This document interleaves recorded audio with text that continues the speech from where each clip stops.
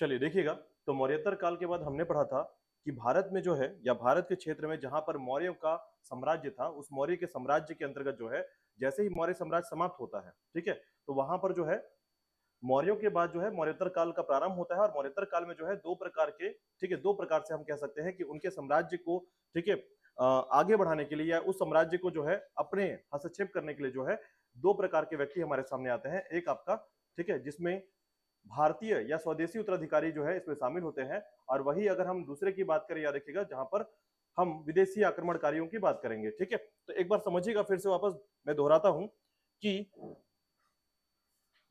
जैसे ही मौर्य साम्राज्य समाप्त हुआ, ठीक है, मौर्य इंपायर जो है, मौर्य साम्राज्य जब समाप्त होता है, याद रखिएगा, ठीक है, तो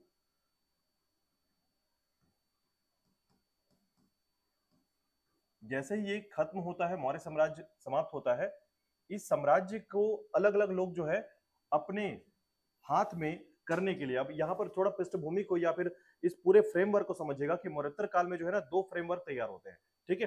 अब ये फ्रेमवर्क या फिर पृष्ठभूमि जिसे कहते हैं हम लोग, तो इस पृष्ठभूमि का जो आधार है वो कैसा है, तो याद रखिएगा, जो भारतीय शासक हैं, जो भारत में ही है, इनको कहते हैं हम लोग स्वदेशी उत्तराधिकारी, ठीक है।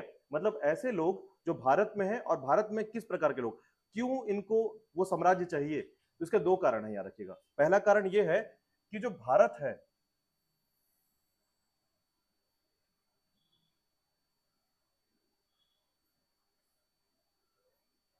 ये आपका भारत हो गया।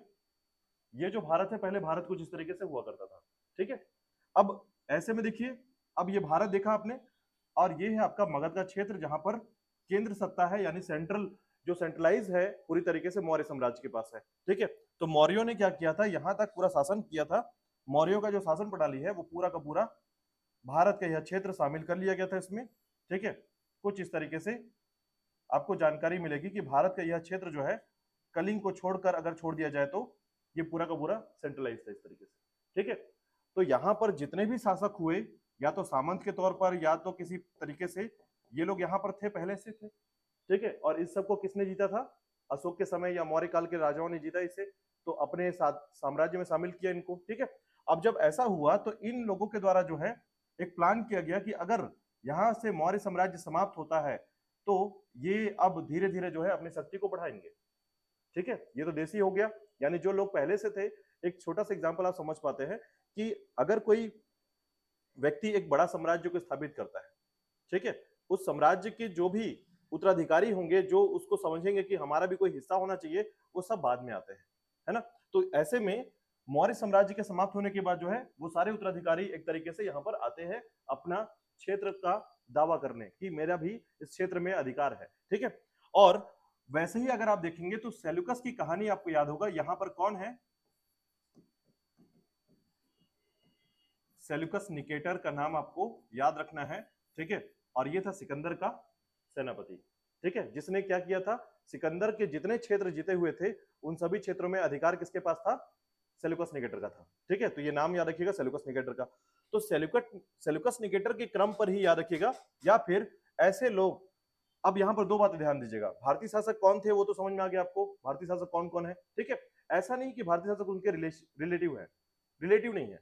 या तो उनके यहाँ सामंत के तौर पर काम किया, कोई सेनापति के तौर पर काम किया, या फिर या तो ऐसे काम किए कि हमारे साम्राज्य को उसने अपने साम्राज्य में विलय कर लिया, मर्ज कर लिया, ठीक है। तो मौर्य ने क्या किया था, कलिंग को जीता, कलिंग को मर्ज कर लिया मौर्य एम्पायर में, ठीक है। उसी प्रकार सभी राजा के द्वारा जो है इस प्रकार से स्थिति जो है बनी रही।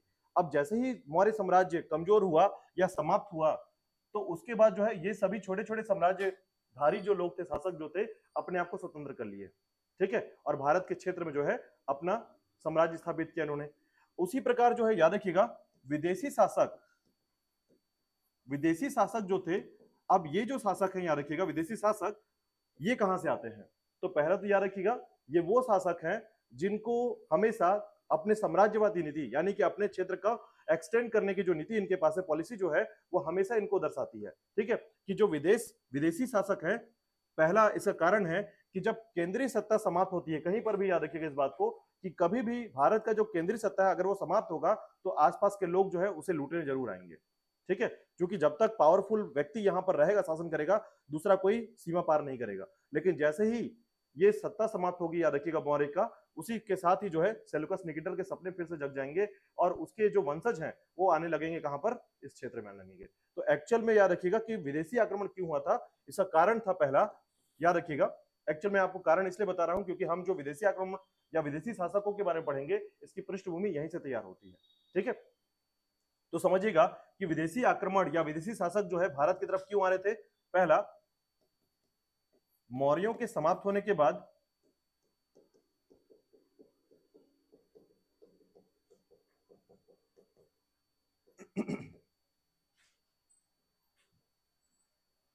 मौर्यों के समाप्त होने के बाद भारतीय शासकों की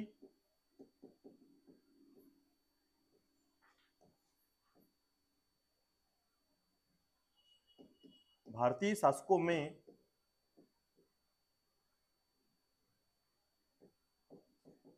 महत्वपूर्ण व योग्य शासकों की कमी थी।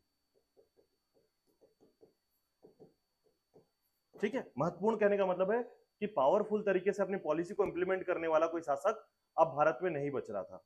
ठीक है, जिस प्रकार से मौर्यों ने शासन किया उस प्रकार से शासन करने वाले शासकों की कमी हुई। ठीक है, तो पहला कमी क्या था कि मौर्यों के समाप्त होने के बाद जो है जो भारतीय या इंडियन जो राजा हुआ करते थे, याद रखिएगा जो इंडियन राजा हैं उनके द्वारा जो है कोई भी ऐसा योग्य राजा नहीं है जो अच्छे से पॉलिसी को इंप्लीमेंट कर सके या फिर इंप्लीमेंट करके उसे चला सके। ठीक है, दूसरी बात, विदेशों में इसी समय याद रखिएगा विदेशों में भी साम्राज्यवादी नीति का प्रारंभ हो चुका था। यानी विदेशी जो शासक थे ये चाहते थे अधिक से अधिक क्षेत्र को जीतना और उनको समझ में आ रहा था कि भारत को जीतना आसान है इस समय में। ठीक है, बात समझ में आ रहा कि मतलब आपको जीतना तो है तो किस तरफ जाए। तो देखिए भारत का जो ये छोर है ना, हिंदू कुश पर्वत का ये जो छोर है याद रखिएगा, इसे हम हिंदू कुश पर्वत एरिया कहते हैं। इसके इस तरफ जाएंगे तो वहां पर जो है ना जनजाति का पूरा हुजूम पड़ा हुआ है। गाल जनजाति, सीथेन जनजाति, इस प्रकार से बहुत सारी जनजाति है इस तरफ और उनसे जीतना पॉसिबल नहीं है। क्यों? क्योंकि उनका जो तरीका है, लड़ने का जो तरीका है, उस तरीके में उनको ये नहीं पता कि हमारी हत्या होगी या कल हम जिंदा रहेंगे या नहीं रहेंगे। क्योंकि वो लड़ते थे किसके लिए? खाने के लिए। चारागाह और खाने के लिए लड़ाई अभी भी वहां होती थी। ठीक है तो भारत में कम से कम खाने की लड़ाई तो नहीं होती है। तो भारत के बाहर क्या था कि अगर हम जीत भी जाते हैं, अपना क्षेत्र विस्तार भी कर लेते हैं, तो हमारे पास धन की कमी हो जाएगी। ठीक है, अब जब धन की कमी होगी तो स्थिति खराब होगी। मतलब तो ऐसे में जो है वहां के जो शासक थे उनको दिखा कि भारत में धन की कमी नहीं है। ठीक है, ऐसे में हमें किस तरफ जाना चाहिए? भारत की ओर जाना चाहिए। तो भारत की ओर जाने के लिए जो है विदेशी जो शासक थे इन्होंने साम्राज्यवादी नीति के तहत, ठीक है, साम्राज्यवादी नीति या पॉलिसी के तहत याद रखिएगा भारत की ओर आक्रमण करना ज्यादा आसान समझा इसको। ठीक है, अब ये दो कारण क्यों? क्योंकि भारत में शासक कमजोर थे और दूसरा इनको जीतना ही था। ठीक है, तो ये दो कारण याद रखिएगा। और बाकी फिर एक महत्वपूर्ण कारण होता है याद रखिएगा सेल्यूकस निकेटर का फैमिली। ठीक है, आने वाले समय में सेल्यूकस निकेटर के अंतर्गत ही याद रखिएगा। अब यहां से जो सेल्यूकस निकेटर है इसका नाम तो आपको याद होगा, है ना, इसको भूलना नहीं है आपको। तो याद रखिएगा सिकंदर का सेनापति था ये, और ये जो है बैक्ट्रिया में शासक करता था। ठीक है, तो अब यहां पर समझिएगा हम बात करेंगे विदेशी शासकों के बारे में और समझिएगा विदेशी शासक का क्रम क्या रहा है। ठीक है, तो सबसे पहले बात करते हैं, देखिएगा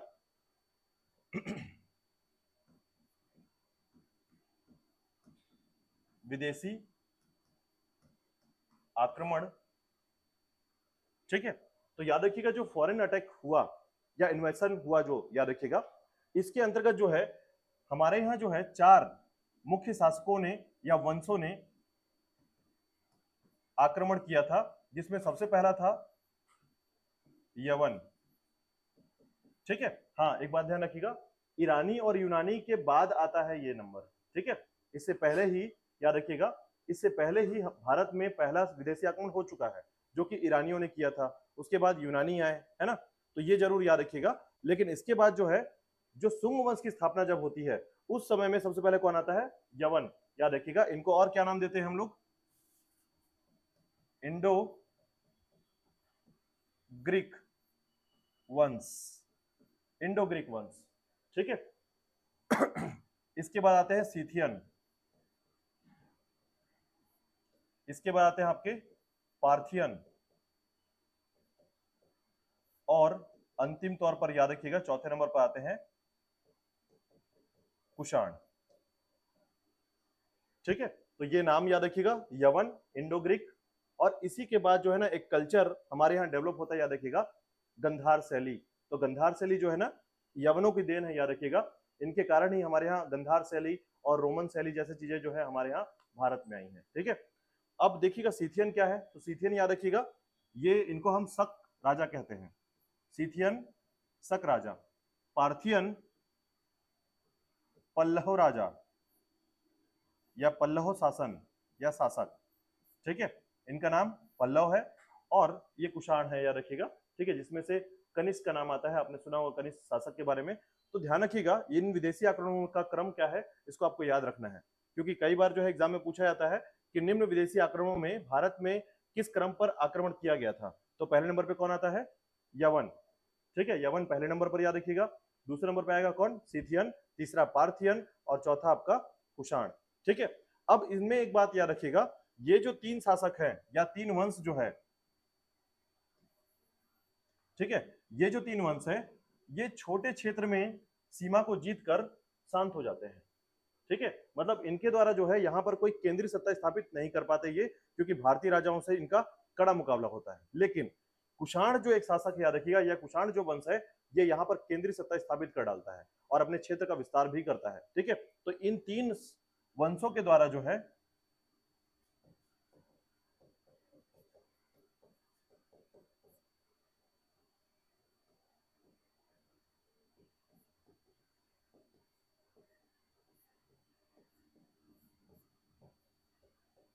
यानी इनको सत्ता स्थापित करने में बहुत मशक्कत करना पड़ता है, ठीक है। यानी ये जो है बहुत पावरफुल तरीके से भारत के क्षेत्र को जीत नहीं पाते हैं, ठीक है। लेकिन वही कुषाण की बात करें तो कुषाण जो है केंद्रीय सत्ता स्थापित कर क्षेत्र का विस्तार भी करता है,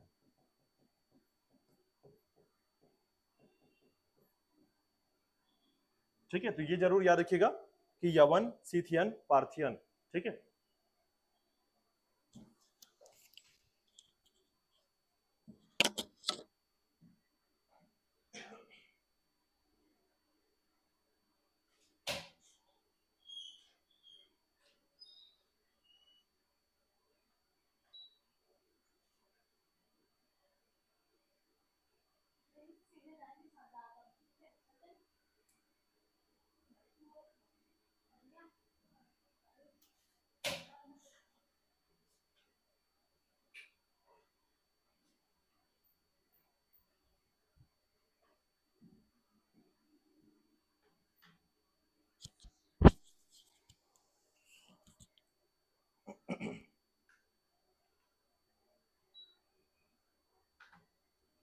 चलिए, तो यहां तक बातें क्लियर हो गई आपकी, ठीक है, कि चार वंशों का नाम आपको याद रखना है। पहले नंबर पे कौन सा वंश है, यवन, दूसरे नंबर पर सीथियन, तीसरे नंबर पर पार्थियन, और चौथे नंबर पर कुषाण, ठीक है। एक बार बिना देखे बोलिए, यवन, सीथियन, पार्थियन, कुषाण। अब बताइए पूरे भारत में जितना इतिहास आपने पढ़ा है उससे पहले नंबर पे कौन था, पूरे भारत में विदेशी आक्रमण करने वाला पहला वंश कौन सा था, ईरानी, ठीक है, ईरानी। फिर उसके बाद यूनानी, अब उसके बाद कौन आएगा, यवन, और फिर सीथियन, और उसके बाद पार्थियन और कुषाण, ठीक है। ये छह नाम आपको इसी सीक्वेंस में याद रखना है, ठीक है, क्योंकि ये जो छह है उनका नंबर पूछा जाता है तो किसी को भी शामिल कर सकते हैं, याद रखिएगा, ठीक है। तो याद रखिएगा पहले नंबर पे तो ईरानी ही रहेंगे, और इनका आक्रमण जो है नंद वंश के समय में, शुरुआती समय में आता है, ठीक है। और उसके बाद फिर यूनानी का समय आता है, सिकंदर का समय आता है, और उसके बाद यवन का आएगा, सीथियन। कई बार सीथियन की जगह पर याद रखिएगा शक का नाम आएगा, ठीक है। तो आप ध्यान रखिएगा इस बात को कि सीथियन को ही क्या कहा जाता है, शक कहा जाता है, ठीक है, शक राजा कहते हैं इनको। और पार्थियन क्या कहते हैं, पल्लव, ठीक है, पल्लव, याद रखिएगा। तो पल्लव जो है ना, पल्लव राजा अलग है, पल्लव, ठीक है, इसलिए इसको पार्थियन में भी याद रख सकते हैं और पल्लव, ठीक है, और उसके बाद जो आता है आपका कुषाण आता है, ठीक है। हाँ, ये क्रम याद रखना है। चलिए सबसे पहले देखिएगा, इसमें हम बात करेंगे यवन के बारे में।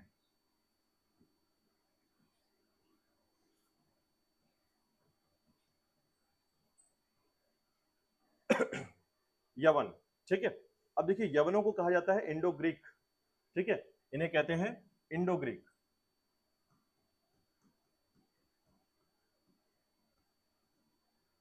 तो देखिएगा इंडो ग्रीक का जो शुरुआत है एक्चुअल में, या यवन का जो शुरुआत है, भारत के एक स्थिति को समझेंगे आप तो आप ऐसा समझ सकते हैं कि भारत का जो ये मैप है, ठीक है,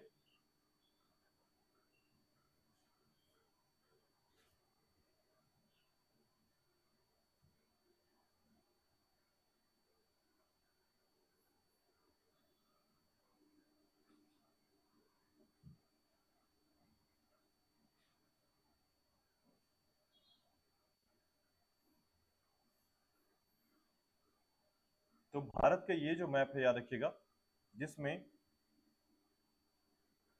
ये जो क्षेत्र आपको दिख रहा है, ठीक है, इसको आपको समझना होगा कि कहां कहां पर क्या क्या चीजें हैं, ठीक है। देखिए सबसे पहले याद रखिएगा, ये जो यवन शासक हैं ये कहां रहते थे, तो इनका क्षेत्र था बैक्ट्रिया, ठीक है, इन्हें बैक्ट्रिया शासक भी कहते हैं, बैक्ट्रिया शासक, ठीक। अब होता क्या है याद रखिएगा, इस क्षेत्र में दक्षिण जो अफगानिस्तान क्षेत्र है, ठीक है, यानी ये जो क्षेत्र याद रखिएगा जिसे बोलते हैं बल्क, ठीक है, ये जगह का नाम क्या है, बल्क, याद रखिएगा। तो इसको आप ऐसे समझिएगा, मैं आपको थोड़ी सी कहानी पर लेकर चलता हूं थोड़ा सा याद रखने के लिए, ठीक है। तो जब सेल्यूकस निकेटर, ठीक है, जब सिकंदर उसे छोड़कर जा रहा था तो मुख्य तौर पर जो है, देखिए सेल्यूकस निकेटर ने क्या किया था, 4 शहर जो है आपको चंद्रगुप्त मौर्य को दिया था दहेज के तौर पर, ठीक है, अपने पुत्री का विवाह किया था उसने, ठीक है, तो इसके पास क्षेत्र तो थोड़े कम हुए होंगे, तो इसमें जो है इसने क्या किया था, बैक्ट्रिया और पार्थिया दो क्षेत्र याद रखिएगा जिस क्षेत्र को इसने अपने शासन के तौर पर शामिल किया था, यानी केंद्रीय सत्ता के तौर पर यूनानियों में, याद रखिएगा केंद्रीय सत्ता के तौर पर, ठीक है। मेरी बातें अगर नहीं समझ में आएगी तो पूछेगा जरूर, ठीक है। तो समझिएगा जब केंद्रीय सत्ता की बात करते हैं ना तो सेंटर, यानी यूनानियों की जो केंद्रीय सत्ता थी, उस केंद्रीय सत्ता में कौन बैठा था, सेल्यूकस निकेटर, ये राजा बना हुआ था इस क्षेत्र के लिए, ठीक है। जहां पर सिकंदर ने सारे क्षेत्र को जीता था और वापस चला गया था तो सेल्यूकस निकेटर को वहां पर छोड़ दिया था, ठीक है। तो जब उस जगह पर याद रखिएगा विशेष तौर पर जो है सेल्यूकस निकेटर जो है बैक्ट्रिया और पार्थिया, इन दो क्षेत्र को अपने अंडर में काफी ज्यादा रखता था ये, ठीक है। क्यों, क्योंकि ये बहुत फेमस जगह थे बैक्ट्रिया और पार्थिया। लेकिन पार्थिया के साथ क्या हुआ कि पार्थिया में याद रखिएगा यहां पर, ठीक है, पार्थिया क्षेत्र जो है ना, यहां पर एक और सेनापति, सिकंदर के कई सेनापति हुआ करते थे, एक जल क्षेत्र का, एक थल क्षेत्र का, ठीक है, और ग्रुप जो ग्रुपिंग होती थी याद रखिएगा, सेना की जो ग्रुपिंग होती थी उसके भी अलग अलग सेनापति हुआ करते थे, ठीक है। तो ऐसे में सेल्यूकस निकेटर के साथ जो है उसने और भी सेनापति यहां पर रखे हुए थे, ठीक है, जिसको एक छोटा सा क्षेत्र दिया था जिसे कहा जाता है पार्थिया का क्षेत्र, ठीक है। अब उसी क्षेत्र में याद रखिएगा इसने क्या किया था, तो एक सबसे इंपॉर्टेंट चीज इसमें यही आता है याद रखिएगा कि यहां पर एक युद्ध का नाम याद रख लीजिएगा जो सेल्यूकस निकेटर के साथ हुआ था 301 में, ठीक है, इम्फस का युद्ध, इम्फस का युद्ध, ठीक है। ये इम्फस का युद्ध बहुत इंपॉर्टेंट याद रखिएगा, जो कि भारत के संबंध में इंपॉर्टेंट नहीं आता लेकिन विश्व में थोड़ा सा कनेक्टिविटी इसकी मिलती है, इम्फस का युद्ध, ठीक है। अब इसमें हुआ क्या था याद रखिएगा कि जब हम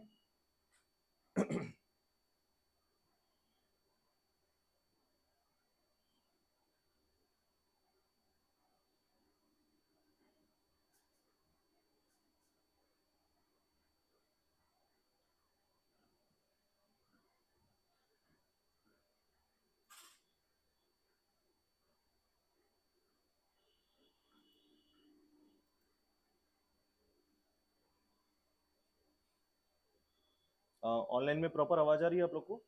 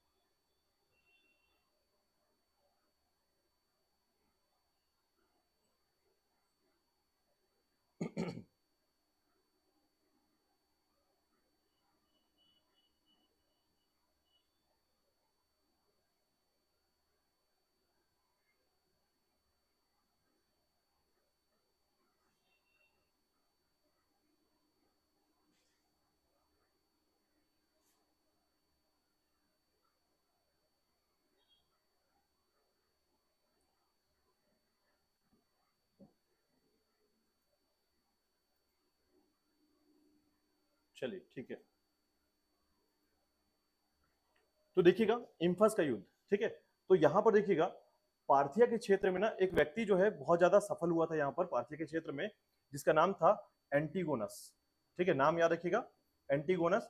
हालांकि पूछा नहीं जाता है लेकिन आप इसे याद रख सकते हैं एंटीगोनस, ठीक है।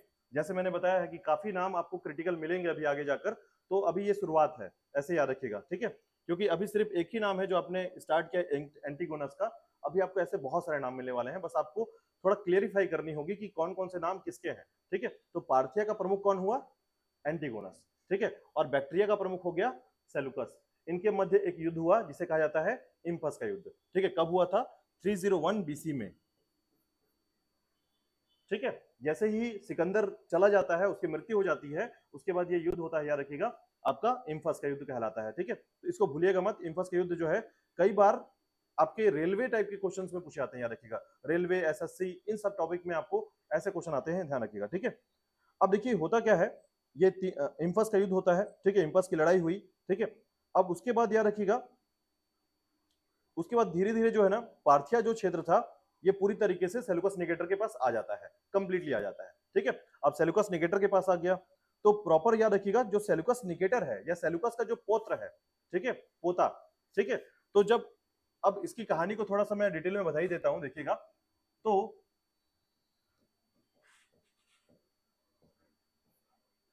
सेलुकस का जो पोता है,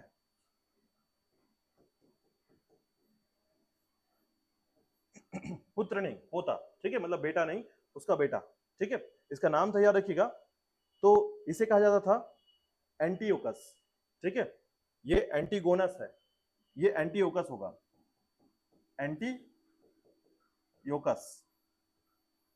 ठीक है, एंटीओकस, याद रखिएगा सेलुकस का फैमिली है ये, ठीक है। अब देखिए, हाँ क्वेश्चन ना यहां तक नहीं पूछा जाएगा, चिंता मत करिए कि उसका पोता कौन था या क्या कहानी थी, इससे संबंधित बहुत ज्यादा चीजें नहीं, ये सिर्फ आपके समझने के लिए है, और इसको सिर्फ समझ पा रहे हैं तो समझिए, और अगर नहीं समझ पा रहे हैं तो मैं इसका फैक्ट लाइन भी बताऊंगा आपको कि कहां से इंपॉर्टेंट आपको समझना है इसको, ठीक है। इतिहास में ये घटना भारत के बाहर चल रही है, बैक्टीरिया के क्षेत्र में चल रही है, ठीक है। तो बैक्टीरिया के क्षेत्र की घटना है क्योंकि हमको डिमेट्रियस को लाना है वापस, याद रखिएगा। यवन के आक्रमण में केवल एक नाम सबसे ज्यादा पूछा जाता है, वो है डिमेट्रियस और मिलिंद, याद रखिएगा, ठीक है, मिनांडर जिसे कहा जाता है। तो यवनों में सिर्फ दो ही शासक महत्वपूर्ण हुए हैं, एक डिमेट्रियस हुआ है और एक मिनांडर हुआ है, ठीक है। उन दोनों को अगर आपने याद कर लिया तो ये कहानी अगर आप चाहें तो स्किप कर सकते हैं, लेकिन अगर ये कहानी प्रॉपर याद है आपको तो पूरी दिमाग पे एक प्रॉपर स्ट्रक्चर बना रहेगा कि ये बैक्टीरियन जो है या बैक्टीरियन या फिर बैक्टीरिया के जो शासक है वो क्यों भारत की तरफ आ रहे थे, ठीक है। तो देखिएगा उसके बाद हुआ क्या, इसके बाद जो है इन दोनों क्षेत्र में, ठीक है, ये एंटीओकस है, याद रखिएगा, और इसे एंटीओकस द्वितीय कहा जाता है, ठीक है, एंटीओकस द्वितीय कहा जाता है, याद रखिएगा। और इसका फोकस क्या था? एंटीओकस द्वितीय का फोकस था कि सेलुकस के द्वारा जितने भी क्षेत्र शासन किए जा रहे हैं, बैक्टीरिया और पार्थिया, ठीक है, बैक्टीरिया और पार्थिया क्षेत्र, तो उसके अंतर्गत जो है एक तरफ याद रखिएगा एंटीओकस है जिसका नंबर है द्वितीय, याद रखिएगा एंटीओकस द्वितीय, और एक तरफ आपका बैक्टीरिया है और दूसरा है आपका पार्थिया, ठीक है। तो यहां पर जो है ना बैक्टीरिया और पार्थिया जो क्षेत्र है, याद रखिएगा, यहां एक जन समूह होता है, जैसे ऐसे समझिए सेंटर में कौन बैठा है, मतलब राजा कौन है, सम्राट कौन है, इसके लिए एंटीओकस बना है, पौत्र बना है, सेलुकस का पौत्र आ चुका है। सेलुकस वाली कहानी पूरी क्लियर है प्रॉपर, है ना। तो याद रखिएगा एंटीगोनस के साथ लड़ाई हुआ इम्पस की, और उसके बाद जो है ये दोनों क्षेत्र में आप शासन अकेले कर रहा है ये, ठीक है। पहले पार्थिया क्षेत्र किसको मिल गया था?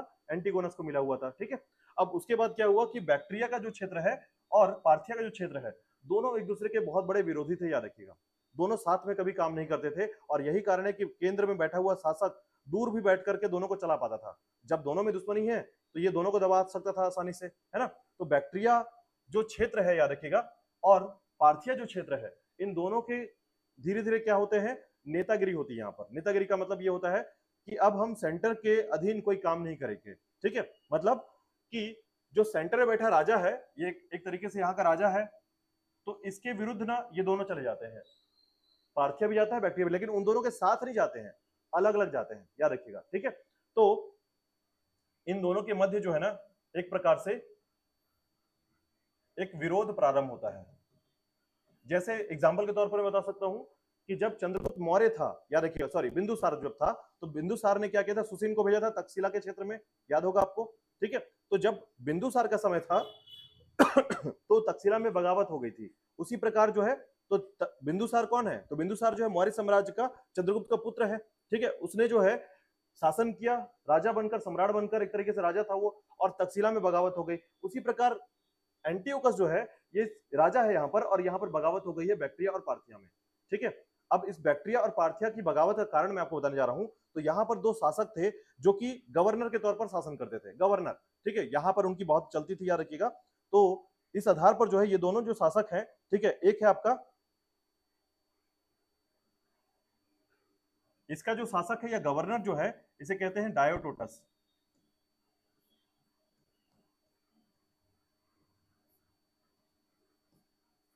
डायोटोडस, ठीक है, और इसका जो शासक है, याद रखिएगा,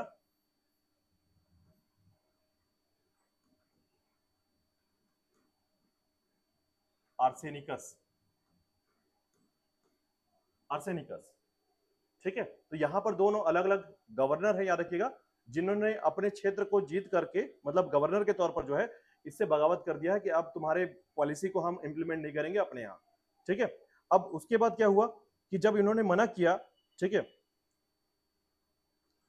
तो अब बगावत की स्थिति आएगी। ठीक है, लेकिन उससे पहले थोड़ा सा आपको यह ध्यान रखना होगा कि बैक्टीरिया क्षेत्र जो है ना, वो किससे भरा पड़ा है, यहां पर लोग कौन कौन है। ठीक है, तो याद रखिएगा, स्ट्रेबो एक व्यक्ति है। मैं थोड़ा सा बैक्टीरिया के बारे में बता रहा हूं अलग से, याद रखिएगा, बैक्टीरिया के बारे में याद रखिएगा। स्ट्रेबो एक इतिहासकार है, याद रखिएगा। स्ट्रेबो ने बैक्टीरिया को आरियाना का गौरव कहा है, आरियाना का गौरव। ठीक है, जब आप हॉलीवुड मूवी देखेंगे ना, तो कुछ ऐसे शब्द मिलेंगे आपको, आरियाना का गौरव। ठीक है, स्ट्रेबो ने कहा है, ये आपका स्टेटमेंट है, याद रखिएगा। स्ट्रेबो जो है एक इतिहासकार है, याद रखिएगा, एक बहुत बड़ा फिलोसफर भी है ऐसे में। तो याद रखिएगा, ऐसे संबंध में जो है आरियाना के गौरव के तौर पर बैक्टीरिया को जाना जाता है। ठीक है, मतलब उस क्षेत्र में जो है बैक्टीरिया का बहुत बड़ा फेमस क्षेत्र था, याद रखिएगा। बैक्टीरिया जो कि यवन शासकों के लिए बहुत मायने रखता था। ठीक है, और उसमें जो है डायोटोडस जो है वो पहले बैठा हुआ है, डायोटोडस आ चुका है। तो डायोटोडस जो है नेता के तौर पर आ गया। ठीक है, अब डायोटोडस और आर्सेनिकस का बात नहीं बनता था, याद रखिएगा, इन दोनों की पटती नहीं थी। ठीक है, स्थिति ये थी, याद रखिएगा, कि जो बैक्टीरिया था, ठीक है, बैक्टीरिया जो था, याद रखिएगा, यहाँ पर मिश्रित जनजाति रहती थी। मिश्रित जनजाति का मतलब सीथियन भी रहते थे, पार्थियन भी रहते थे, बैक्टीरियन भी रहते थे। ठीक है, तो मिश्रित जनजाति जो है यहाँ पर निवास करती थी, मिश्रित जनजाति। लेकिन यहाँ की एक विशेष जनजाति थी, याद रखिएगा, जिसका नाम था विशेष जनजाति, जिसका नाम था गाल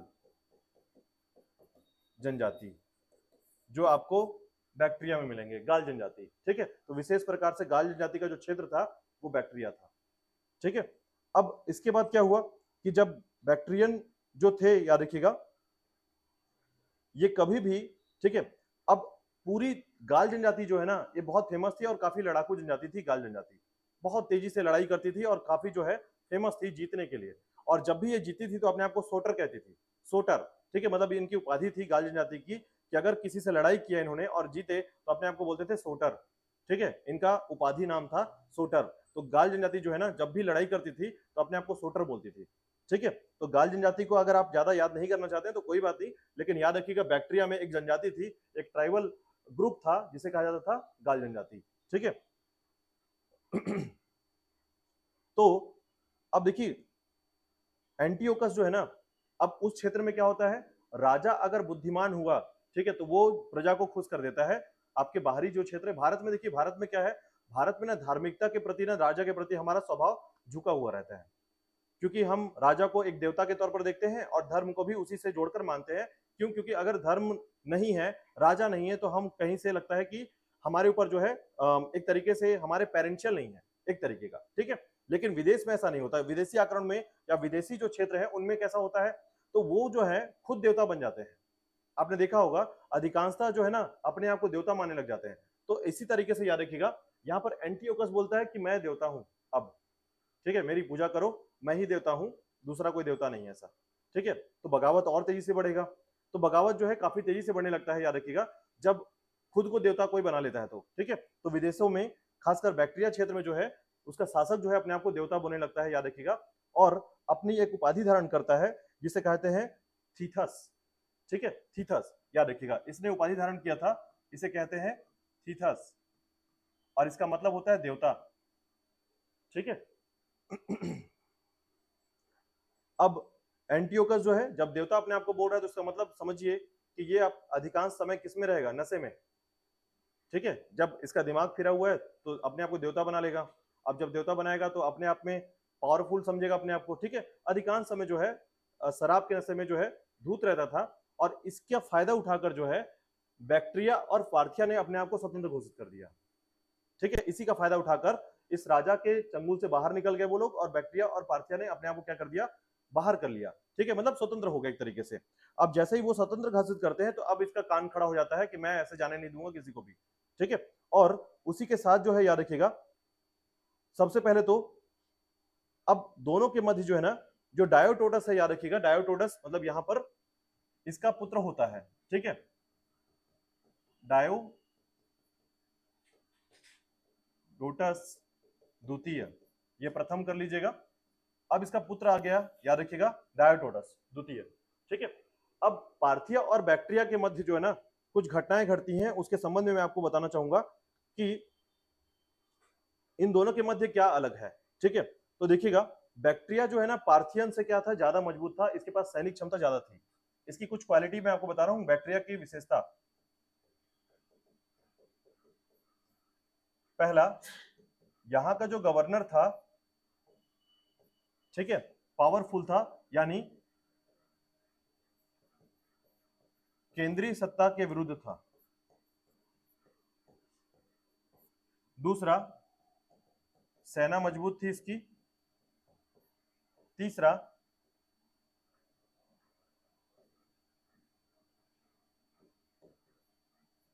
पार्थियन विरोधी था ये। चौथा,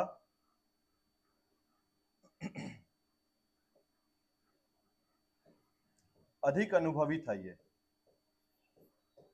ठीक है, तो पार्थियन को हराना इसके लिए आसान था, बैक्टीरिया के लिए पार्थियंस को हरा सकते थे ये लोग।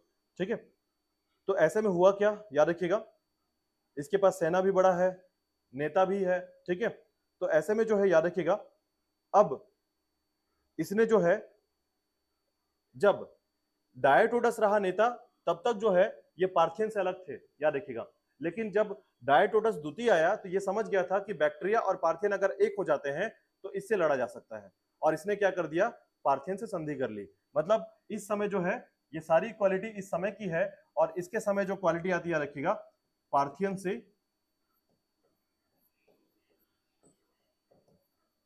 संधि कर ली विदेशी नीति के तहत, यानी फॉरेन जो पॉलिसी बनाई इसने, ठीक है, उस पॉलिसी के तहत डायोटोटस ने क्या किया, पार्थियन से संधि कर ली। ठीक है, अब जब संधि कर ली तो बात मजबूत हो गया, बैक्टीरिया मजबूत हो गया। ठीक है, लेकिन हुआ क्या, इसी बीच में जो है डायोटोटस को किसी ने मार दिया। ठीक है, मतलब एक समय आया जिसमें जो है याद रखिएगा डायोटोटस की हत्या कर दी गई। ठीक है, परंतु डायोटोटस द्वितीय की हत्या कर दी गई। अब डायोटोटस की हत्या हो गई, किसने किया था, तो ये भी नाम अगर आप चाहें तो याद कर सकते हैं, यूथिडेटस ने, यूथिडेटस। अब नाम समझ में आ रहा है इतना सारा। ठीक है, तो मैंने कहा था ये नाम थोड़े मैच करते रहेंगे, लेकिन नाम तो खूब सारे मिलने वाले हैं, है ना। तो याद रखिएगा, बस आपको ये सीक्वेंस जो है ना इस पर फोकस करना है, बहुत बड़ा नहीं है, बस हमको ये जानना है कि यवन क्यों आए थे भारत। अगर आप चाहते तो यवन के साथ में डायरेक्ट एंट्री ये पढ़ा देता कि भारत में पहली बार जो यवन का आक्रमण हुआ था वो डर्मिट्रियस के द्वारा हुआ था, तो हम कहानी को वहां से भी स्टार्ट कर सकते हैं। लेकिन थोड़ा सा इतिहास को मैं पुरानी तरीके से लेकर आ रहा हूं ताकि आप समझ पाए डर्मिट्रियस आया कहां से था। ठीक है, तो ये आपके सामने है कि बैक्टीरिया और पार्थिया की कहानी है, थोड़ी सी बाहर, भारत के बाहर की कहानी, और आप इसको समझकर थोड़ा सा इंटर कर सकते हैं भारत के क्षेत्र में। ठीक है, तो हुआ क्या कि बैक्टीरिया और पार्थिया के संबंध में ये सारी घटनाएं घटी हैं। डायोटोटस जो है ये नेता है, बैक्टीरिया का, पार्थिया का नेता। आर्सेनिकस है, और डायोड इंपॉर्टेंट नहीं है, मतलब ऐसा नहीं कि पार्थियन को लेकर आगे चलना है, पार्थियन जो है आगे नहीं चलेंगे क्योंकि साथ में इन्होंने डील साइन कर लिया है विदेश नीति के तहत कि दोनों जो है मिलकर लड़ेंगे आप किससे, आपके केंद्रीय सत्ता से, ठीक है। ऐसे में जो है किसी ने डायोटोडस को मार दिया जिसका नाम था यूथिडेटस, ठीक है। अब ये जो है ना एंटियोकस के लिए अच्छी बात हो गई, ठीक है, लेकिन हुआ क्या, एंटियोकस का उम्र पूरा हो गया अब इसके कारण, ठीक है, काफी लंबा समय। तो ऐसे में जो है एंटियोकस तृतीय जो है अब आ चुका था, यानी एंटियोकस द्वितीय की जगह पे कौन आ गया, एंटियोकस तृतीय आ गया।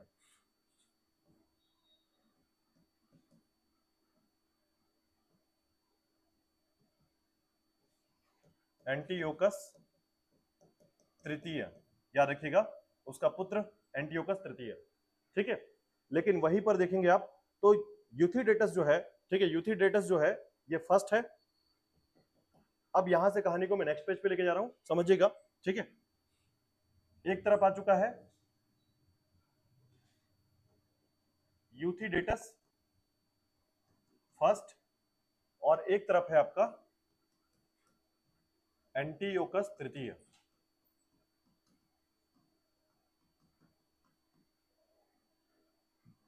ठीक है। यूथिडेटस कौन है अब यहां से, याद रखिएगा, डायोटोडस को मारने वाला, द्वितीय को मारने वाला यूथिडेटस है, ठीक है। और इस बात को सुनकर जो है एंटियोकस बहुत खुश होता है क्योंकि डायोटोडस एक महत्वपूर्ण व्यक्ति था, याद रखिएगा, जो बैक्टीरिया और पार्थियन के साथ मिलकर आराम से इसको मार सकता था या हरा सकता था। हालांकि इसके पास शक्ति बहुत ज्यादा थी, लेकिन फिर भी एंटियोकस द्वितीय जो था ना थोड़ा शराबी था, याद रखिएगा, जिसके कारण उसके हारने के चांसेस थे, लेकिन ऐसा नहीं हो पाया, डायोटोडस ही मर गया, ठीक है। अब डायोटोडस जब मरता है, याद रखिएगा, तो उस समय जो है दो घटनाएं घटती हैं, याद रखिएगा, ठीक है। कि एंटियोकस तृतीय ने क्या किया, याद रखिएगा, यूथिडेटस से लड़ाई कर ली, आक्रमण कर दिया, ठीक है। यानी इसने क्या किया, यहां पर इस पर आक्रमण कर दिया,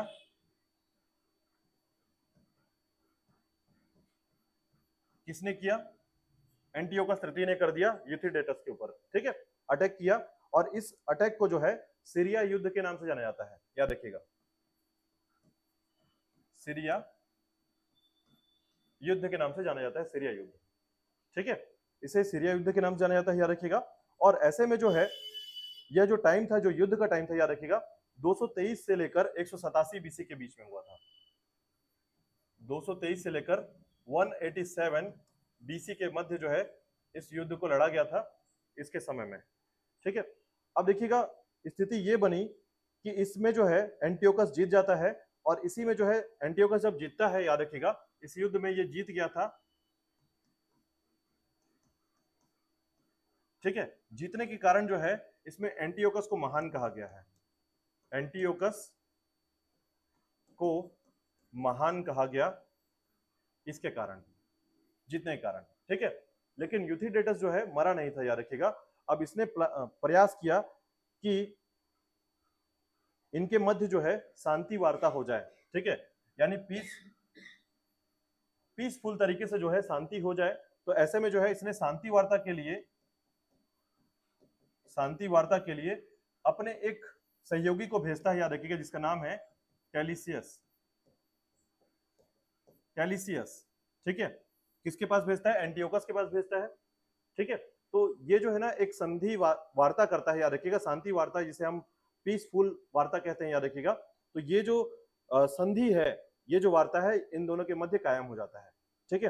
अब कायम होता है तो क्या होता है, तो याद रखिएगा जो यूथिडेटस है, ठीक है, इन लोग के प्रयास से टेलिसियस, और याद रखिएगा टेलिसियस के प्रयास से एंटियोकस और यूथिडेटस के मध्य जो है ना एक रिलेशन जो है कायम होता है, याद रखिएगा।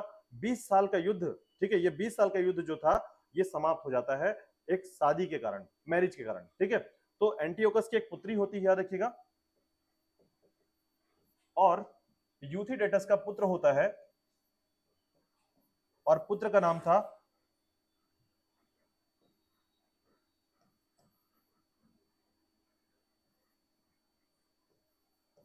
डर्मिटियस,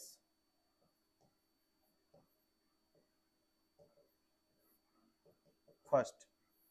तो डर्मिटियस, ठीक है, और इसकी पुत्री से जो है इसका विवाह हो जाता है, और यहीं से कहानी स्टार्ट होती है, डर्मिटियस की कहानी, याद रखिएगा, ठीक है, जो कि यूथिडेटस का पुत्र होता है।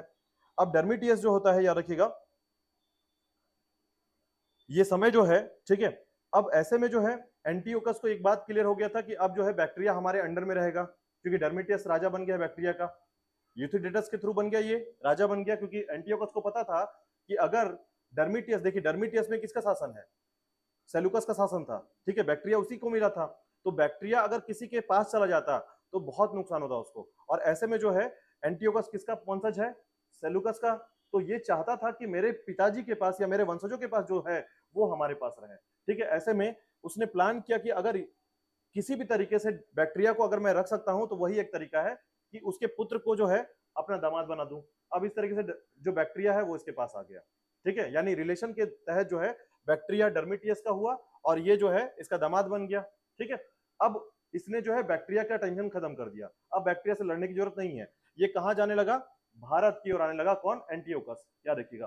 तो एंटीओकस तृतीय जो है इसके बाद, ठीक है, एंटीओकस तृतीय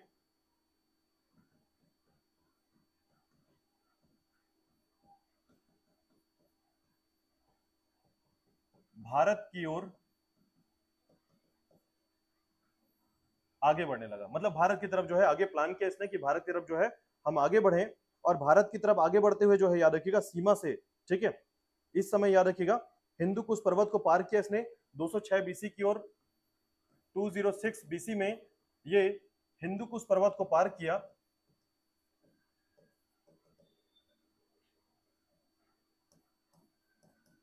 ठीक है, जिसे हम काबुल घाटी के क्षेत्र में देखते हैं। तो काबुल घाटी जो क्षेत्र है याद रखिएगा, पाकिस्तान अफगानिस्तान वाला जो काबुल घाटी क्षेत्र है, ठीक है, वहां से होते हुए जो है हिंदू कुश को पर्वत को पार करता है याद रखिएगा, और इसी बीच जो है यह माना जाता है कि इस काबुल घाटी क्षेत्र से क्रॉस करते हुए जो है यहां पर इस समय जो है भारत का एक राजा था, भारत का राजा, ठीक है, जिसका नाम है सुभाष सेन, ठीक है, सुभाष सेन। अब ये जो है सुभाष सेन याद रखिएगा, जो यवन है उन्होंने अपने इतिहास में लिखा है इसको, ठीक है।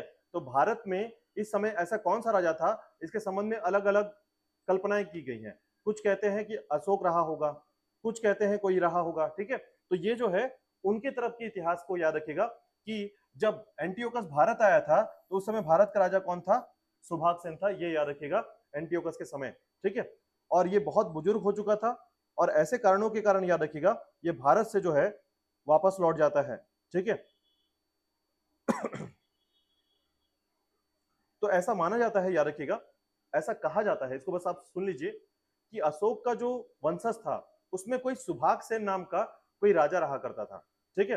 देखिए अशोक के बाद जो है ना 7 वंशज आए हैं, यानी आप ऐसा कह सकते हैं कि मौर्य काल में अशोक के बाद जो है 7 वंशजों का और क्रम आया है, ठीक है। तो पहले चंद्रगुप्त मौर्य आया, फिर बिंदुसार आया, फिर उसके बाद अशोक आया, और उसके बाद 7 राजा और हुए थे, ठीक है। तो 7 राजाओं में जो है कोई एक राजा था जिसका नाम क्या था, सुभाष सेन, ठीक है, सुभाष सेन, लेकिन वो क्या बोलते हैं, सुभाष सेन, ठीक है। तो नाम के कारण थोड़ा सा ये पता चलता है कि ये अशोक के मौर्य काल के संबंध में ही ये वापस आया था, याद रखिएगा, उसी वंश में जो है ये शामिल हुआ था, ठीक है। और ऐसे में जो है इन दोनों के मध्य जो है एक सांकेतिक समर्पण हुआ था, याद रखिएगा, जिसे सांकेतिक समर्पण किसे कहते हैं, तो जैसे मान लेते हैं, आपने देखा होगा कि 2 पावरफुल व्यक्ति अगर लड़ते हैं, ठीक है, तो अगर एक समझ जाता है कि मैं कमजोर हूं तो वो मुंडी नीचे करके चुपचाप चला जाता है, ठीक है। तो इसी समय जो है ना सांकेतिक समर्पण की बात की जाती है कि दोनों के मध्य जो है ना एक सांकेतिक समर्पण हुआ, और यहीं से एंटीओकस जो है वापस लौट गया था, ठीक है। लेकिन एंटीओकस के इस मनोदशा को देखते हुए डर्मेट्रियस जो है वो वापस आएगा अपने ससुर से आगे बढ़ते हुए, ठीक है। लेकिन ध्यान रखिएगा, अब एंटीओकस जो है ना ये नहीं पसंद करता कि मेरा दामाद ये है, ठीक है, वो पसंद नहीं करता। उसने क्यों शादी करवाया है, उसने शादी इसलिए कराया है क्योंकि बैक्टीरिया को अपने पास रखना था। अब वो एंटीओकस क्या करेगा, किसी को भेजेगा मारने के लिए डर्मेट्रियस को भारत के अंदर, ठीक है। आगे की कहानी आगे पढ़ेंगे आप इसमें, ठीक है। तो देखिए, हालांकि इसकी आवश्यकता नहीं है, बट कहानी है, इतिहास जो है ना ये घटना घटी है, इसलिए आप इसको ध्यान रखिएगा। इतनी तक आपको समझ में आ गई बात, ठीक है। जहां जहां पर आपको 2 बातें याद रखना है, इस पूरे कहानी जो हम 1 घंटा जो हमने इस पर बिताया है उस पर सिर्फ 2 बातें याद रखिएगा। पहला, बैक्टीरिया और पार्थिया के संबंध में याद रखिएगा, यवन कहां पर रहते थे, मुख्य तौर पर बैक्टीरिया में, ठीक है। मतलब यवन के जो शासक थे मुख्य तौर पर बैक्टीरिया को फोकस करते थे, ये जरूर याद रखिएगा। दूसरा, 2 युद्ध को याद कर लीजिएगा। पहला पहला युद्ध याद रखना है आपको, इम्फस का युद्ध, ठीक है, 301 बीसी में इम्फस का युद्ध याद रखिएगा। दूसरा आपको याद रखना है कि एंटियोकस तृतीय से डर्मिटियस के बारे में, ठीक है, तो याद रखिएगा इन दोनों के मध्य जो है क्या संबंध था, तो दामाद और ससुर का संबंध था, ठीक है। चलिए आगे देखिएगा, इसके बाद यहां से जो है एंटियोकस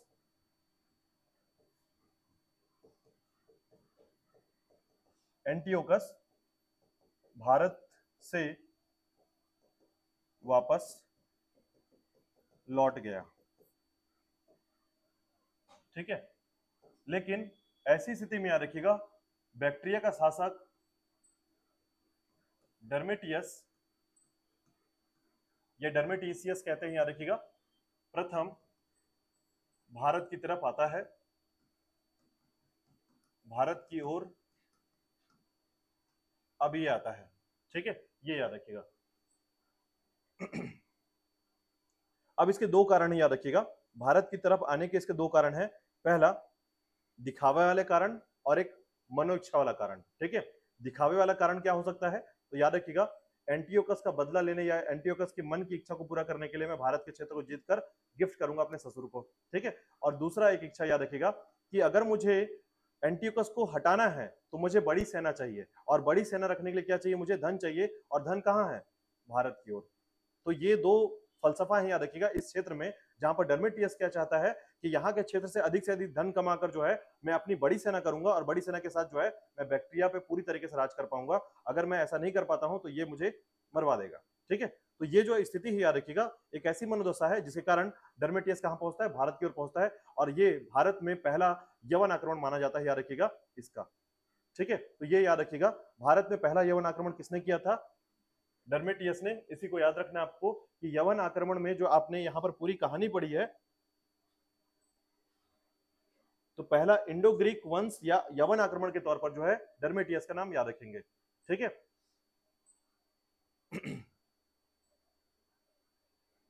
चलिए आगे देखिएगा, तो भारत में आक्रमण के लिए जो है पहली बार कौन पहुंचता है, डर्मेटियस पहुंचता है, याद रखिएगा, ठीक है। और इसी बीच जो है, याद रखिएगा, डर्मेटियस जो है 183 बीसी में, 183 बीसी में जो है ये भारत की तरफ आता है, याद रखिएगा, भारत के क्षेत्र में आता है, ठीक है। अब भारत में जब ये आता है, याद रखिएगा, तो ये कहां पर रुकता है, तो इसने क्या किया था, पाकिस्तान के क्षेत्र के कुछ हिस्से को जीत लिया था, याद रखिएगा, जब भारत में एंट्री करता है, ठीक है। तो ये जरूर ध्यान रखिएगा, मैं यहाँ पर दो कहानियां आपको बताऊंगा, क्योंकि यमन के साथ ना अभी आपको दो बातें याद रखनी होगी। भारत में यमन की दो शाखाएं आती है, ठीक है।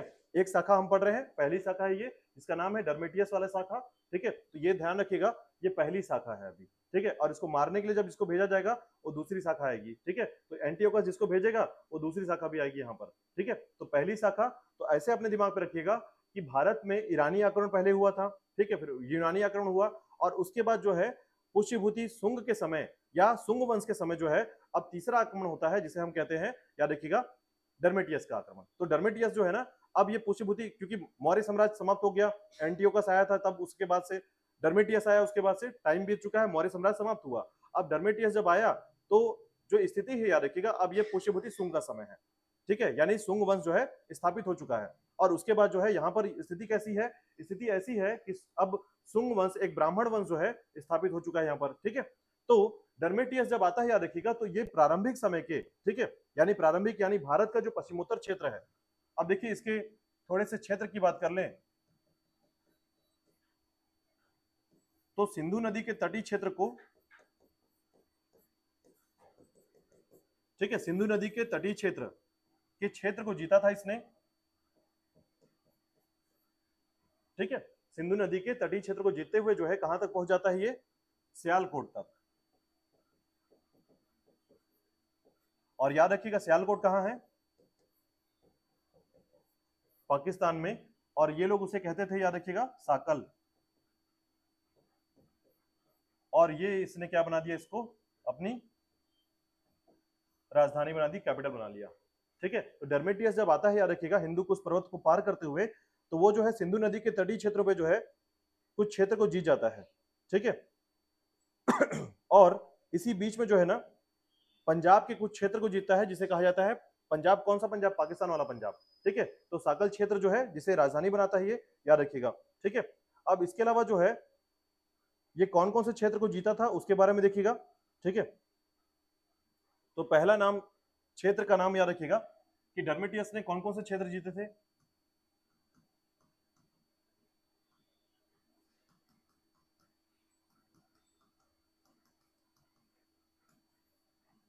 पांच क्षेत्र याद रखिएगा जो कि इसने जीता था भारत के क्षेत्र में। एक है आपका साकेत, दूसरा है पांचाल, ठीक है। एक है साकेत, यानी साकेत में आता है आपका फैजाबाद वाला क्षेत्र, अयोध्या तक का क्षेत्र याद रखिएगा, साकेत अयोध्या तक का क्षेत्र, ठीक है। और दूसरा है आपका पांचाल क्षेत्र जिसमें आता है आपका रुहेलखंड, रुहेलखंड का क्षेत्र, ठीक है। और उसी के बाद जो है मथुरा,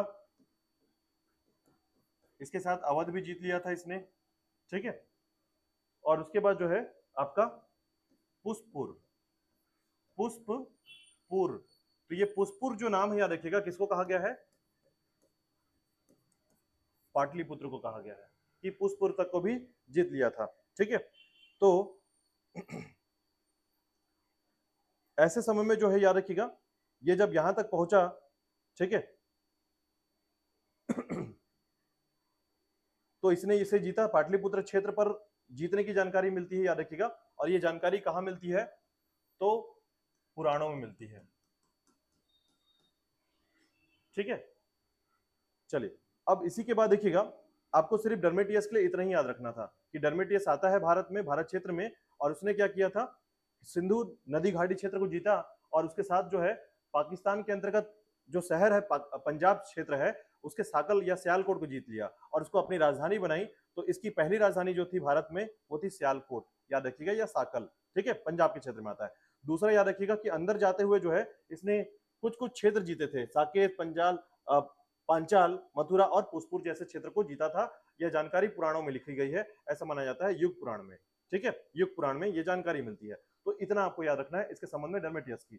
लेकिन इसी प्रणाली में याद रखिएगा यह अपनी राजधानी में रहा, और इसके बाद जो है यहां पर एक महत्वपूर्ण शासक आता है याद रखिएगा जिसका नाम है मिनांडर, ठीक है, दूसरा शासक।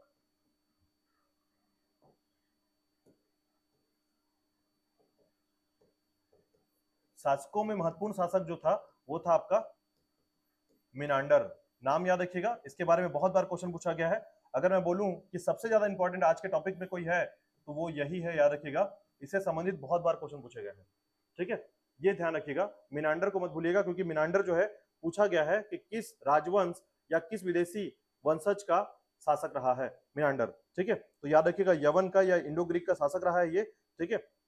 तो मिनांडर के बारे में याद रखिएगा 160 से लेकर 120 बीसी के समय जो है इसका समय रहा है, 162 120 बीसी के समय, ठीक है, मिनांडर का समय रहा है। अब मिनांडर के समय याद रखिएगा सबसे प्रसिद्ध यवन शासक कहलाता है ये, ठीक है। सबसे प्रसिद्ध मतलब इसका जो काम है, इसकी जो पावर है, या फिर इसकी जो पॉलिसी है, ये बहुत अच्छी मानी जाती थी यवनों के लिए, ठीक है। तो इसने जो है याद रखिएगा यूनानी राज्यों के तौर पर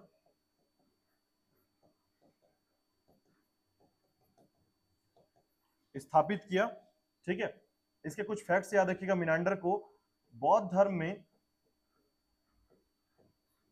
इसे मिलिंद कहा गया है, इसका नाम बौद्ध धर्म में मिलिंद कहा गया है, याद रखिएगा। इसकी मुलाकात एक बौद्ध भिक्षु से हुई थी, ठीक है। इसकी मुलाकात जो है एक बौद्ध भिक्षु से हुई थी, याद रखिएगा। इस बौद्ध भिक्षु से मिलकर जो है एक घटना घटती है, याद रखिएगा, इसके बारे में है, जो मिलांडर को मिलिंद के नाम से जाना गया है, इसका कारण है ये, ठीक है। तो इसकी मुलाकात होती है, याद रखिएगा, किससे? तो नागसेन से, ठीक है, नागसेन, ये बौद्ध भिक्षु है, याद रखिएगा। तो मिनांडर जो है ना अब बौद्ध धर्म को क्या कर लेगा? एक्सेप्ट कर लेगा, ठीक है। इससे मुलाकात होती है और मिनांडर जो है अब क्या बन जाता है? मिलिंद बन जाता है, नागसेन से शिक्षा दीक्षा लेकर, ठीक है।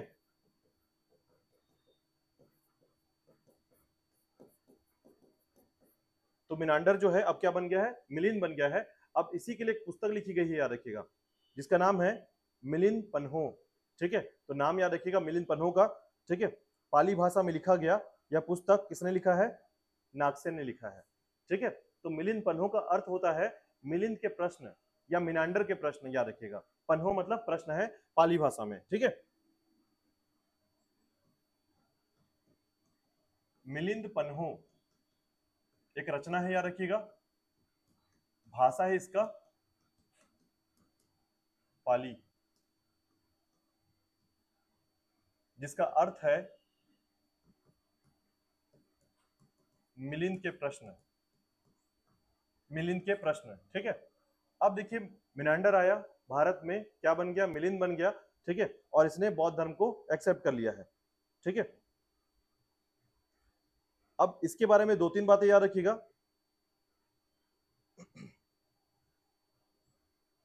ठीक है, पहला कि मिनांडर ने जो है जो कॉइन चलाए, सिक्के चलाए थे, उसमें धर्म चक्र सिंबल का यूज किया था।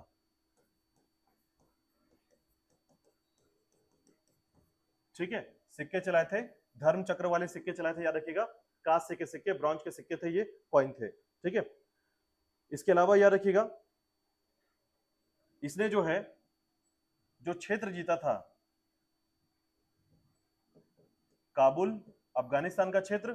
ठीक है, काबुल से लेकर जो है बुंदेलखंड,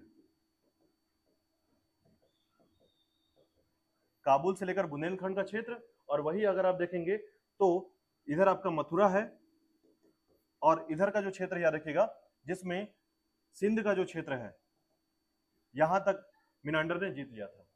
ठीक है, तो सिंध से लेकर, सिंध मतलब जो है आपका यह क्षेत्र होगा पाकिस्तान वाला सिंध। ठीक है,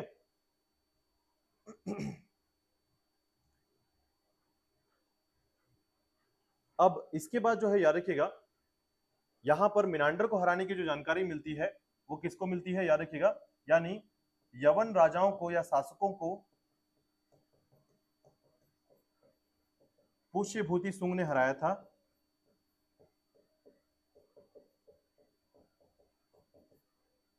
ये याद रखिएगा नोट करके। ठीक है, और इसके अलावा याद रखिएगा इसके कुछ साहित्यिक बात आपको बताता हूं। खरोष्ठी लिपि का प्रयोग किया था इसने। ठीक है, खरोष्ठी लिपि का जो है प्रयोग मिलता है। साथ ही साथ जो है इसने क्या किया था? ब्राह्मी लिपि का प्रयोग भी किया था।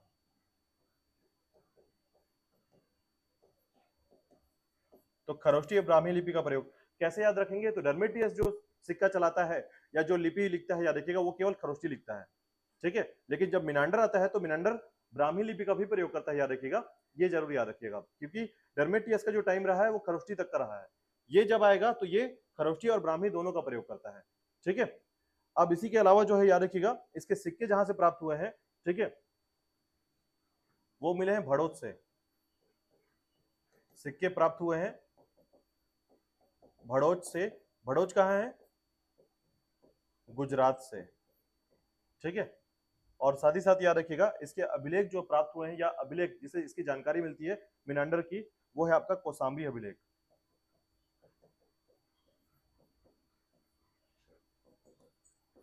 ठीक है, ये कौसाम्बी जो है आपके यूपी में आता है, इलाहाबाद क्षेत्र में आता है। तो ये था मिनांडर के बारे में। अब बताइए मुझे, कोई डाउट है, कोई क्वेश्चन इसमें? तो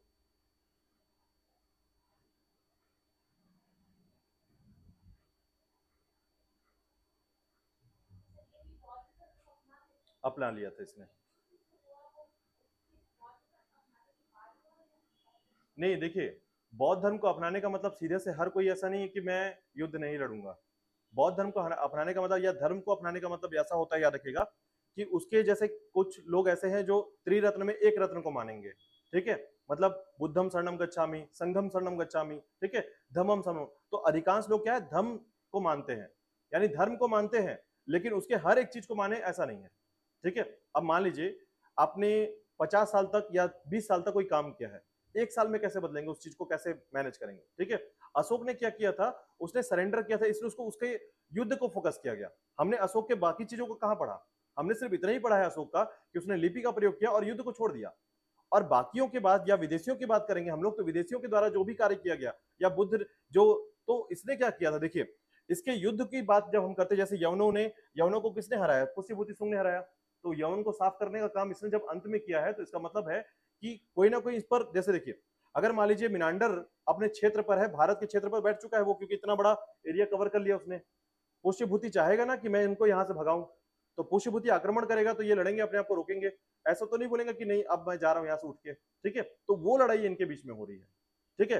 अगर ये युद्ध होता तो आप लिखते कि हाँ इनके मध्य जो है ये वाला युद्ध हुआ था, लेकिन ये ऐसा युद्ध नहीं है। ये कैसी युद्ध है, एक तरीके से अपने क्षेत्र का विस्तार करते हुए पुष्यभूति सुंग ने इनको पीछे धकेलने की कोशिश की है, और ये जानते हैं कि हम भारत के क्षेत्र को क्या कर चुके हैं, कब्जा कर चुके हैं, ठीक है, तो हमारा क्षेत्र कितने लंबे समय तक रहेगा ये जानकारी नहीं रहेगी। तो ये जो है डर्मेटियस का जो आगे जो वंशज है, याद रखिएगा मिनांडर, और उसी वंशज में जो है मिनांडर जो है ना एक लंबे समय तक शासक रहता है, एक महत्वपूर्ण शासक के तौर पर इसलिए जाना जाता है क्योंकि इसने भारत के क्षेत्र में फिर योगदान देना चालू कर दिया था, ठीक है। जबकि आप डर्मेटियस के बारे में उतना नहीं पढ़ते हैं, क्यों, आया तो एंट्री उसने किया था, लेकिन मिनांडर के बारे में इसलिए ज्यादा पढ़ते हैं क्योंकि उसने भारत की चीजों को एक्सेप्ट कर लिया था, ठीक है।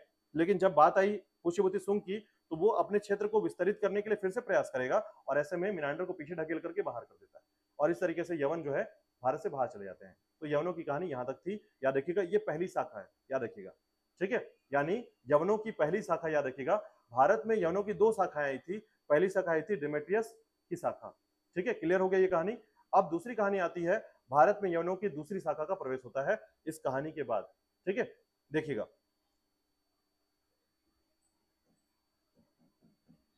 भारत में यवन की दूसरी शाखा,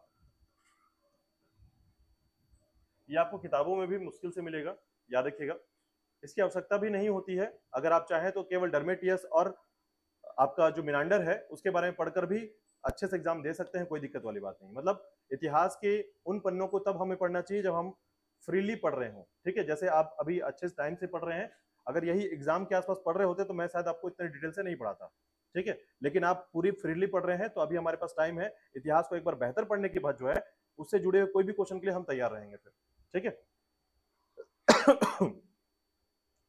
तो देखिएगा इसके बाद जो है, याद रखिएगा डर्मेट्रियस के बाद जो है जैसे ही वो भारत आ जाता है, ठीक है, डर्मेट्रियस आ गया भारत, उसके वंशज यहाँ आ चुके हैं, सब कुछ यहाँ हो रहा है, बैक्टीरिया खाली हुआ, ठीक है, तो बैक्टीरिया खाली हुआ तो एंटीओकस जो वहां था, ठीक है, उसके वंशज आगे बढ़े, तो इसके बाद जो है याद रखिएगा यहां पर बैक्टीरिया का शासक हो जाता है कौन, बैक्टीरिया का, ठीक है,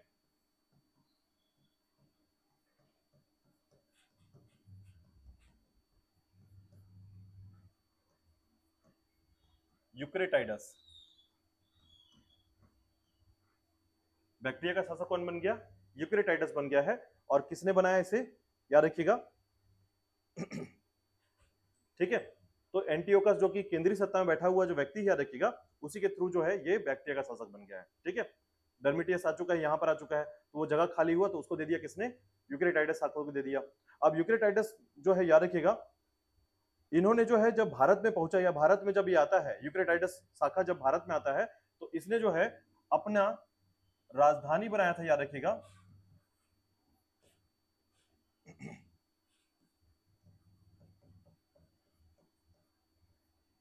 राजधानी बनाया था तक्षशिला को, ठीक है, इसने राजधानी तक्षशिला को बनाया, याद रखिएगा, और इसी के वंशज में, ठीक है, एक नाम आप सुनेंगे आगे जाकर कि यूक्रेटाइडस के जो वंशज था, शायद आपने पहले पढ़ा हुआ भी है, मैंने आपको बताया था एंटिअलकिड्स, जिसने अपने राजदूत को भागभद्र के दरबार में भेजा था, भागभद्र जो गरुण स्तंभ स्थापित करता है, अपने भागभद्र या पुष्यभूति के समय गरुण स्तंभ के बारे में पढ़ा था, यही वो कहानी याद रखिए जो कनेक्ट होता है यहाँ से, ठीक है। तो एंटिअलकिड्स जो है याद रखिएगा इसने अपने सेनापति या फिर याद रखिएगा सेनापति, ठीक है, ये वंशज है एंटिअलकिड्स जो है यूक्रेटाइडस का वंशज, याद रखिएगा, और ये अपने सेनापति है हेलियोडोरस, जिसने कौन सा धर्म अपना लिया था, वैष्णव धर्म को अपना लिया था, याद रखिएगा, और उसी से इसने क्या किया कि जो पुष्यभूति सुंग का वंशज था या सुंग शासक जो था इस समय, सुंग शासक जिसका नाम था भागभद्र, इसे एक गिफ्ट देता है कौन? हेलियोडोरस। क्या देता है? गरुण स्तंभ।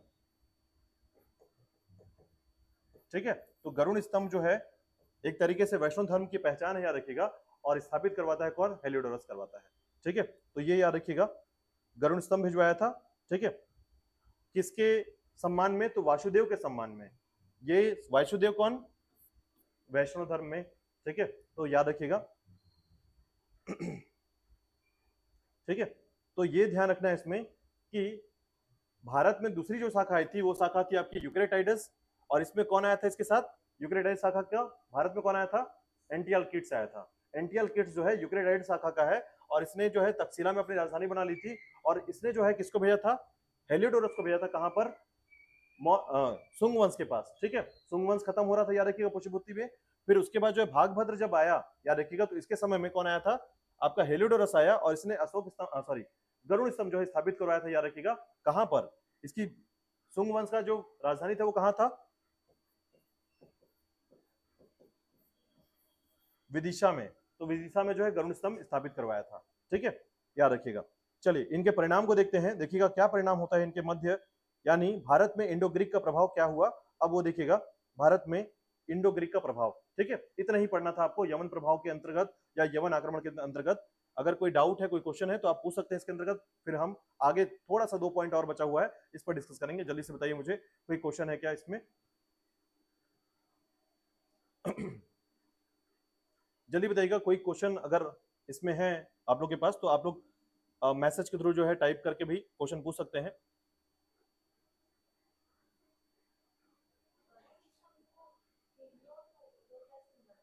हेलियोडोरस ने भिजवाया था। ठीक है, ये देखिए, जिस प्रकार मिनांडर ने क्या किया था? बौद्ध धर्म को ज्वाइन किया था।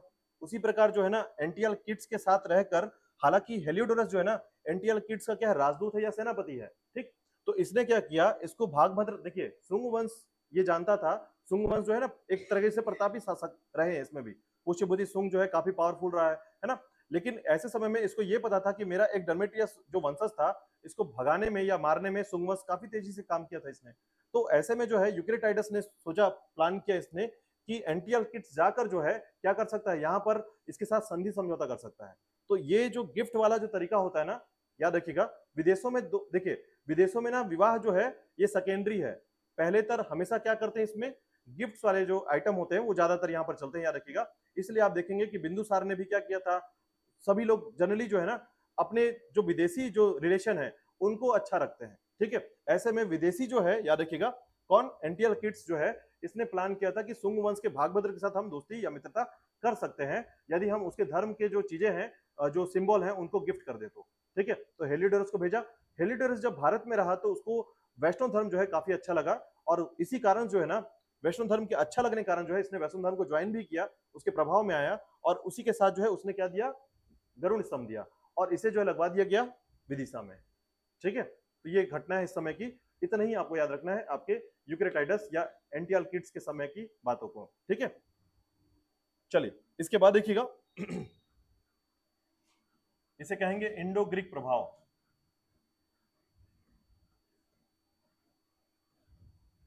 ठीक है, तो भारत में इनके आने से, इन यवनों के आने से जो है इंडो ग्रीक प्रभाव क्या पड़ा, तो उसमें सबसे पहले याद रखिएगा, इनके आने से जो है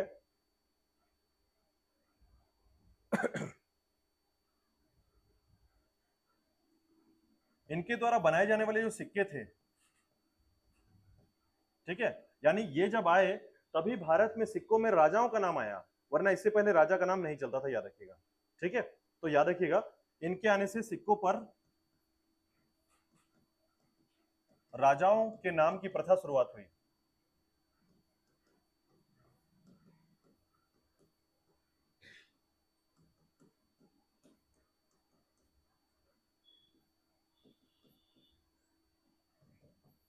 ठीक है, तो सिक्के पर राजाओं के नाम वाली सिक्के प्रचलित हुए, याद रखिएगा, सिक्कों के अनुसार।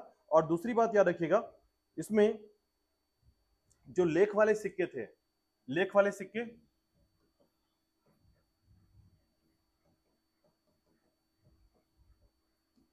ये अक्सर सोने के बनाने का प्रारंभ किया गया, यानी गोल्ड से सिक्के बनने लगे इंडो ग्रीक के कारण। ठीक है, और उत्तर भारत में याद रखिएगा, उत्तर पश्चिम भारत में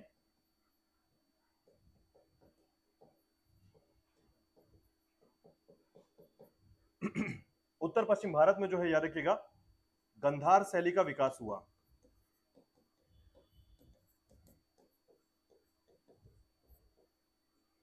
गंधार शैली का विकास हुआ इंडो ग्रीक के होने के कारण। ठीक है, ठीक है। और ध्यान रखिएगा कि हमारे यहाँ जो है ना, जो ये जो दिन के नाम है 7 नाम, ठीक है, संडे मंडे वाले, ठीक है, ये जो भविष्यवाणी है, ठीक है, भविष्य देखते हैं, ज्योतिष विद्या, ठीक है, ये सभी जो है ना इनकी देन है, याद रखिएगा। यानी भारत को ज्योतिष विद्या की देन किसकी है? यवनों की है।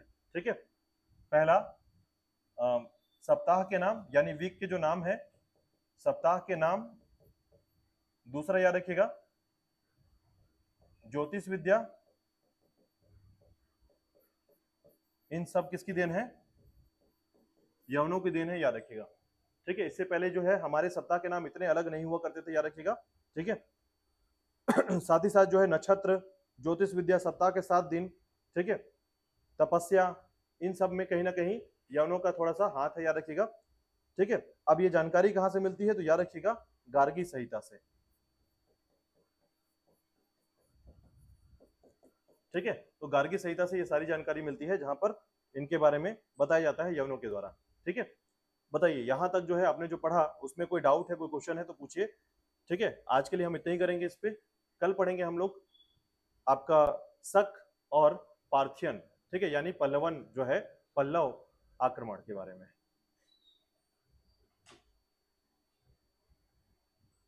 ठीक है, हाँ, भारत का प्योर नहीं है।